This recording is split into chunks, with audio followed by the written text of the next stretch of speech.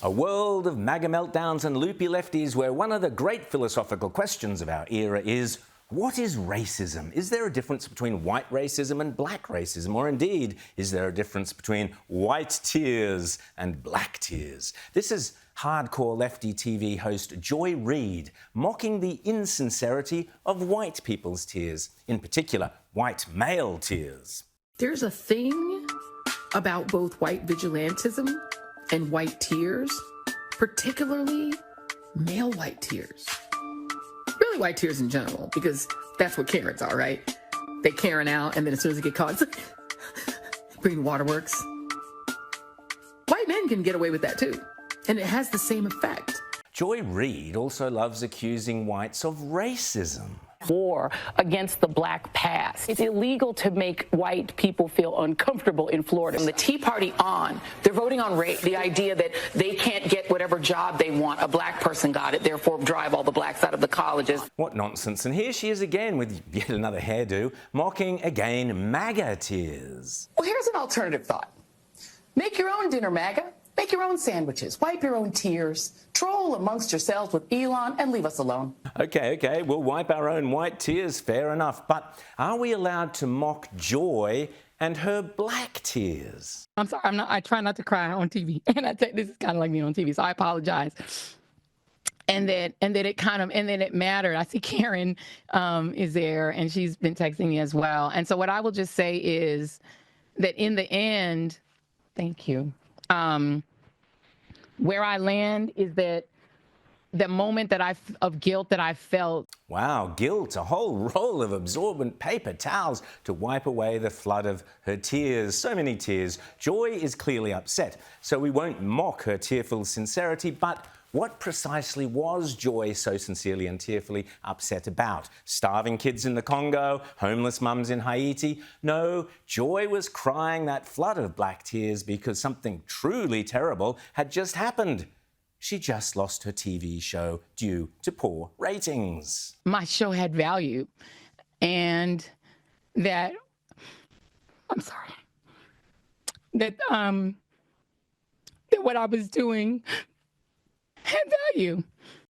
I do. Thank you. I do empathise. I lost my own show too, Joy, and don't worry, Joy. You'll cope. I got mine back. You might too. But back to our philosophical discussion about white racism versus black racism.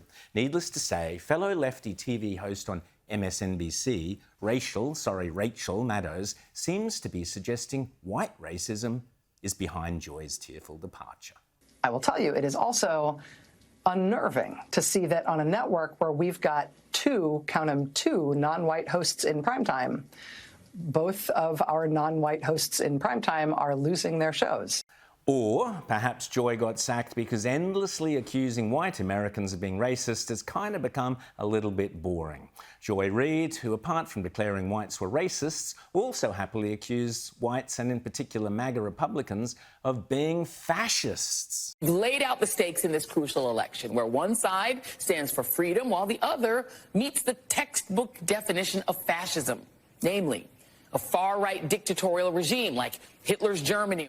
And so on. But tearful Joy Reid wasn't the only person to grab the fascist label with gusto when it came to expressing their chronic Trump derangement syndrome. Here's Stephen Fry, the rather pompous British comedian, announcing this week that Donald Trump, Elon Musk and J.D. Vance are fascists. Yes, one can use rhetoric to suggest that this is peacemaking and that all that Donald Trump wants to do is end the war. But I think Zani is absolutely right. This is a new world. We are talking about a very extraordinary situation now where the bullies have risen to the top. And I've called it fascism because that's what it is. It's a cult of power. Fascism, and he goes on to include Modi in India, Milei in Argentina, and Netanyahu in Israel. They're all in his gallery of fascists. Musk in particular has always seemed to irk Mr. Fry. You were one of the first people out of Twitter. Yes, because of him, exactly. So just tell people why you left. I began to see signs of woeful and worrying qualities in this Musk man, and I saw him veering off into the kind of You know, I don't want to use words like narcissistic personality disorder because I'm not a psychiatrist. But the kind of self-obsessed inability to take criticism that one sees in Trump. Sounds dreadful, but Mr. Fry is not joking. But you see, that was always the problem with Stephen Fry, discerning the subtle nuances of his woke, sophisticated, enlightened and progressive sense of humour. Glenn and I are having a conversation about a passage in Genesis which has been intriguing me rather. Yes, it is fascinating, isn't it? Anyway, tell me about the size of your girlfriend's breasts. Well, first of all, Glenn, let's clear up this problem of why God gave such a complex response to what is on the surface a relatively simple question. Not as simple, though, as are they very big or only quite... Were Mr. Fry to crack those gags today, he'd be arrested by Britain's thought police or certainly have his entire career cancelled. Because these days, the real fascist authoritarians can be found not in Washington, D.C., but in Britain and Europe itself. According to the Daily Mail, last week in Manchester, 2 British police officers turned up on the doorstep of a grandmother, Helen Jones. What had she done? 48 hours earlier, she had commented on Facebook that 2 local Labour councillors should resign for making comments on WhatsApp, basically hoping certain constituents would die before the next election. Charming stuff. But the British thought police came knocking on the door, not of the Labour councillors, no, can't do that, but on the door of the woman who had dared to criticise them. In the Labour stronghold of Greater Manchester, it's apparently an offence to criticise Labour. That, Mr. Fry, is real fascism. The police, OK, they've conceded that Mrs. Jones did not commit a crime, but a knock on the door? Really? Indeed, we also learnt this week that the UK police have revived their plans to allow transgender, i.e. biological male, officers to strip search women. Why wouldn't they?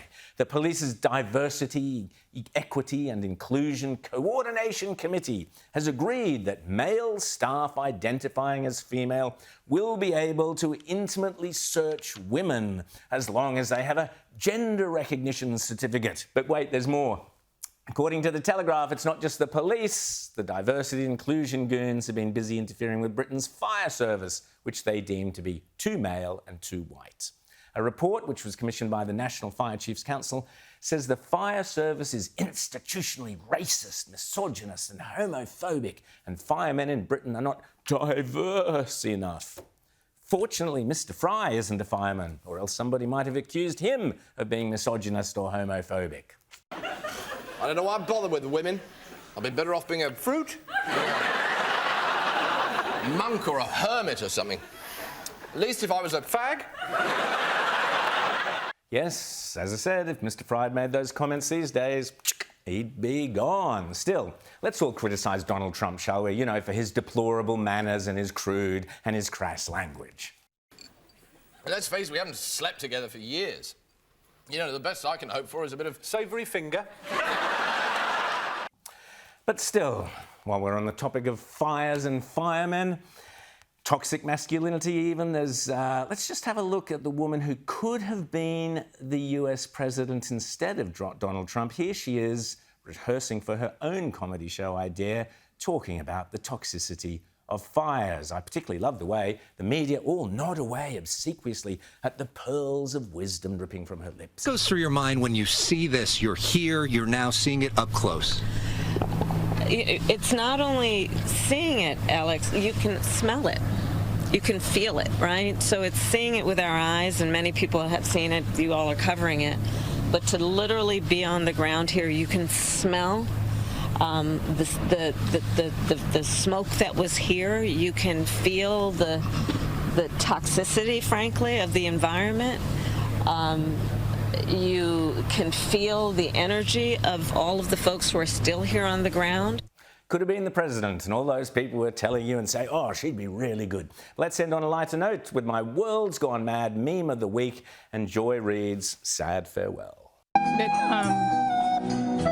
what I was doing had value. And in the end, I try not to cry on TV. Joining us now is Natalie Winters, co-host of Steve Bannon's War Room and our very own White House correspondent. Great to see you, Natalie. You've been making headlines and getting people upset and all the usual thing, which is hilarious to watch. But listen, I wanted to ask you about this AI Gaza video, which I just absolutely loved. I thought it was hilarious. Just have a quick look at it. We'll just play you a quick grab of it.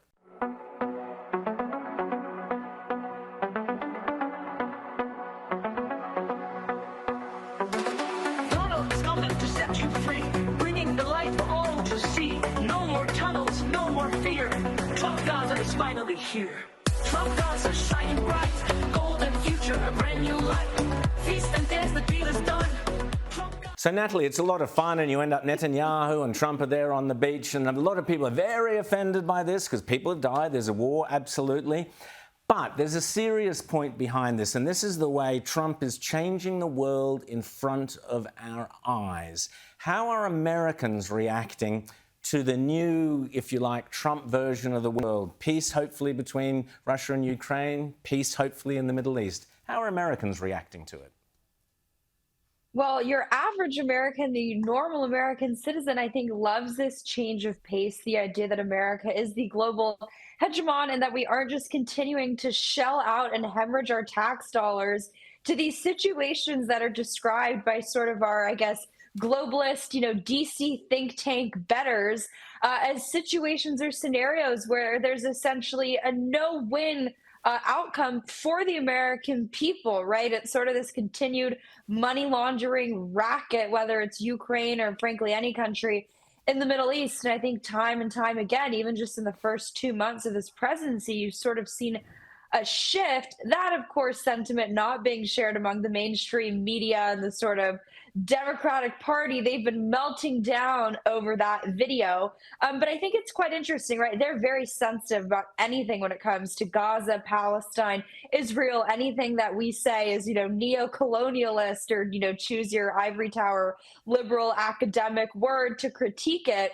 But what President Trump is doing, ironically, I think, is probably more supported by the people on the ground there than a continuation of the status quo, which is just more death and destruction. I think if you ask most people there, they would take the reality of that video over their lived experience any day. And I know Americans certainly don't want to keep shelling out taxpayer dollars to support the atrocities going on over there. Now, Natalie, you mentioned the globalists and the kind of Democrat lefties. They're all running scared. It strikes me that you're either on the Trump train and prepared to do deals and put your economy and your nation's strategic approach with Trump, or you're against him. And those who are on the wrong side, I was very delighted to see that Dogecoin have taken $52 million that they won't be giving to Klaus Schwab. You remember Klaus Schwab told us in the future, you will own nothing and you will be happy. Well, it seems like maybe it might come true for Klaus Schwab himself. He might end up with nothing, Natalie. Yes, good riddance. We will definitely not eat the bugs. This is just another example of Doge doing what they do best, which is identifying waste, fraud, and abuse. I think this grant is a perfect encapsulation of all three of those things. But I think you really hit the nail on the head to sort of explain what's happening in American politics. You certainly saw it in 2016, but it really is a whole entire reorientation of American politics. It's not Republican versus Democrat anymore. And you saw that trend only sort of continue, if not accelerate, under President Trump's second confirmed win, right? It was a very multiracial, multi-ethnic, very working class heavy victory. But to that point, right, the American people, when you strip away this, I think unnecessary race baiting and focus on ad hominem politics and the idea that Republicans are racist, the working class can actually realize, right, your average middle class, lower class American realizes that there's actually collusion between Republicans and Democrats, both of the sort of more establishment sects or wings, to really deprive American workers of their jobs, of their livelihoods. You see it with the mass infiltration and inundation of immigration, legal and illegal workers, right? The suppression and the devaluation of what it means to hold American citizenship. And I think groups like the World Economic Forum are doing that on a country by country basis. They obviously do that in Australia too. They do it everywhere.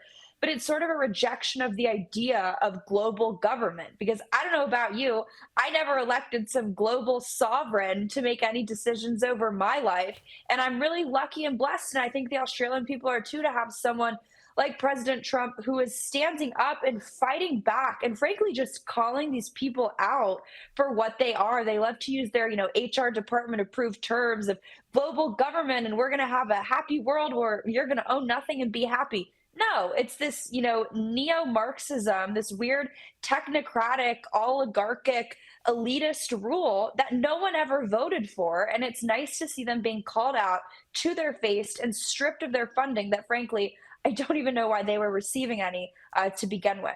I agree. And Natalie, you'll remember, of course, that one of the other great boasts of Klaus Schwab was, you talk about not being democratically elected, he boasted of penetrating the cabinets around the world, which included the Canadian cabinet, the Australian cabinet, one assumes. A nasty thought at the best of times. But anyway, I want to ask you about Jake Tapper. Now, this is the CNN anchor who's come out with a book explaining, this is terrible cover-up, that Joe Biden was, wasn't about his mental faculties and, everybody covered it up. Am I being unfair? There seems to be a slight element of hypocrisy here. Natalie, have a listen to Jake Tapper back when he could have been telling us useful information about Joe Biden. Have a listen. Jake, is very clearly a cognitive decline. Okay. That's what I'm referring to. It makes me uncomfortable. You have it's so amazing. It's so amazing to me that try and figure out an answer. A cognitive decline. Well, you're trying to tell me that what I was suggesting was I think that you were mocking his stutter. So, Natalie, is this a new postmodern art form where you make money out of deceiving the people of America and then you write a book about how other people deceived Americans so you can make more money? Or am I being unfair, Natalie? Well, to be fair, I think the left has admitted as much, that they are very into revisionist history, which I guess is what this book is basically all about. I mean, look, I don't think this book should be published, but if it does actually come to print, it should certainly be categorized as an autobiography, because the only person who is guilty of original sin is Jake Tapper when it comes to lying about Joe Biden's mental, cognitive decline. This book is absolutely atrocious. The fact that anyone would even publish it is wild. But even if you roll the tape back to President Trump's first term, Jake Tapper, not just obviously lying about the Russia collusion hoax, but he would have on every other night some crazy, deranged Democrat member of Congress calling to invoke the 25th Amendment against President Trump and remove him because he was, quote, mentally unfit because he was allegedly a narcissist. Talk about diagnosing from your armchair as a armchair physician. But Jake Tapper's a grifter. And honestly, I have to say good riddance to outlets like CNN. I'm so supportive of the White House reformulating the whole press pool setup, because these people are liars, and it's insulting to the intelligence of your audience, my audience, that they think our memory is so short that we're not going to remember how they actively lied and effectively sabotaged and endangered the very national security of the country that they pretend to be citizens of. I agree, Natalie, and that's why it's so important that there at the War Room, you and Steve Bannon keep reminding Americans, we're going to do it here on this show as well, keep reminding the world of just how deceitful the left were, the left-leaning media and the left throughout the entire Biden administration. Finally, we're back in a renaissance, the American Renaissance. Natalie Winters, thanks so much for coming on, and we'll see you next week.